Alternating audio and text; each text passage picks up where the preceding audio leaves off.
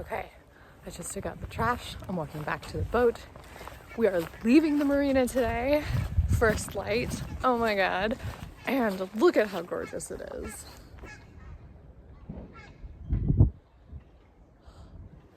I'm so glad we waited out that storm. Off we go. Womp, womp, womp. We went nowhere that day. Welcome to Sailing for Sustainability, where we try really hard to sail our Centurion 47 and talk about living in harmony with the ocean and featuring amazing ecosystems. But before I got to do any of that, we were stuck in a marina for 56 days. This is it.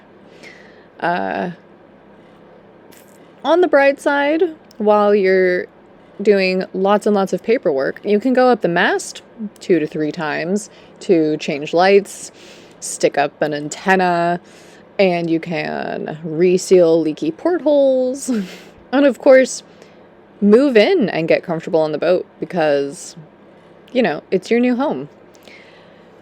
So anyway, this was my first time up the mast, I think. I had to put the antenna back on. This is the scariest thing I've ever done in my life.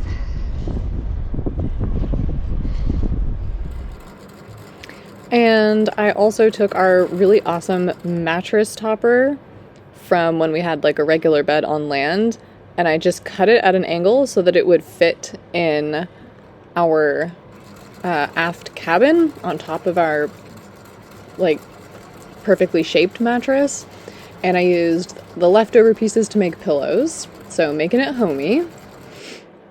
We also figured out our internet so that I could actually have work meetings and laugh at my colleagues. We also tried to enjoy our beautiful surroundings. There are a lot of wetlands here, along with 4 national parks only in Friesland, which is like the province.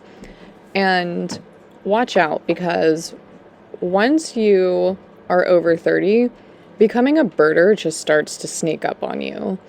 I really enjoyed this website to try to keep track of all of the amazing critters that I was seeing.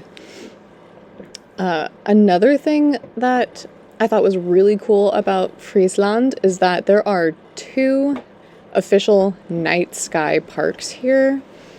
And when I could brave the cold at night, I would pop out and have a look at so many stars.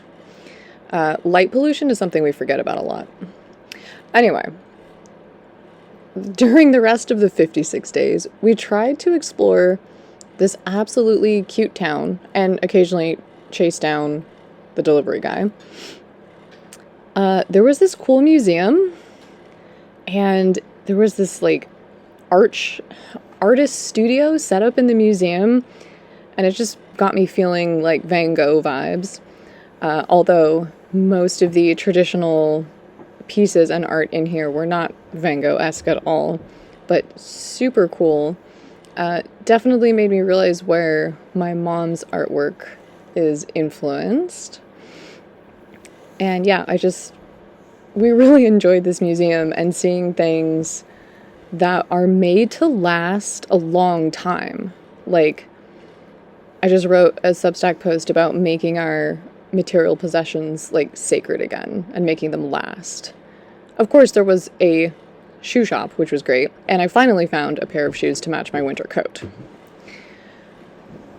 There's also a really long history here on this lake of fishing fleets, and the boats here are really cool. You can see these paddles on the old ones, and even like the new ones today of traditional fishing boats, they have these, they look like paddles, but they're actually keels that you can just drop down into the water. So they have a really shallow draft, which means they're less vulnerable to shifting sandbars, and they can go into much shallower waters.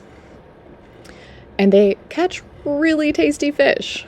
We had a special in one of the cute restaurants in town from one of these fishing boats, and it was all sustainable. I think it's important to remember that when it comes to fishing, it's not the fisherman next door that's causing fishery collapse. It's the huge conglomerates. So always support your local fishers. And how cool are these boats? I mean, look at that. This design has stood the test of time for these waters, and it's just really, really fascinating to me to have those little side keels. Anyway, the cat was getting used to living on the boat too, which is great. Took him a minute to realize I can't let him in the companionway if he's standing on top of it.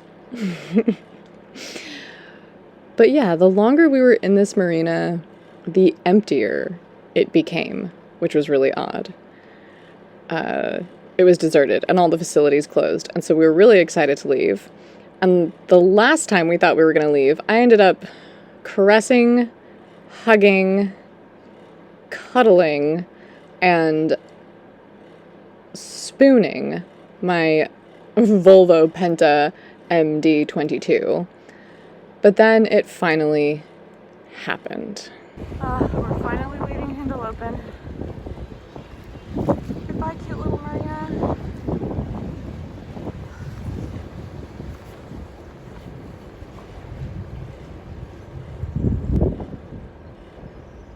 The adventure finally begins.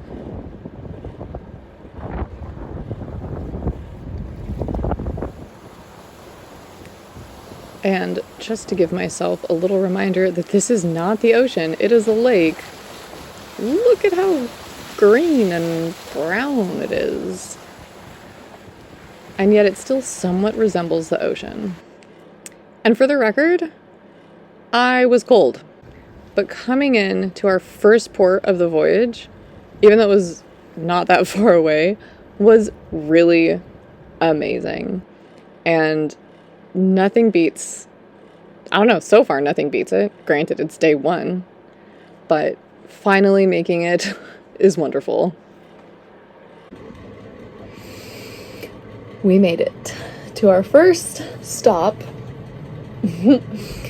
Not far, just, I think it maybe took us a couple hours to get here to our new marina, and I'm just so happy about it because even though it's only a couple hours away, it's still our first stop. No paperwork holding us back. Oh my god. It's just a relief to get going.